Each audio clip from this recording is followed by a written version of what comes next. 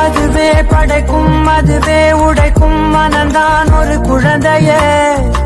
அதுவாய் மலரும் அதுவாய் உதிரும் அது போல் இந்த கவலையே. நாள்தோறும் ஏதோ மாறுதல் வானும் மண்ணும் வாழும் மாறுதல் பேசாமல் வாழ்வை வாழ்ந்திருப்போம். இதுவும்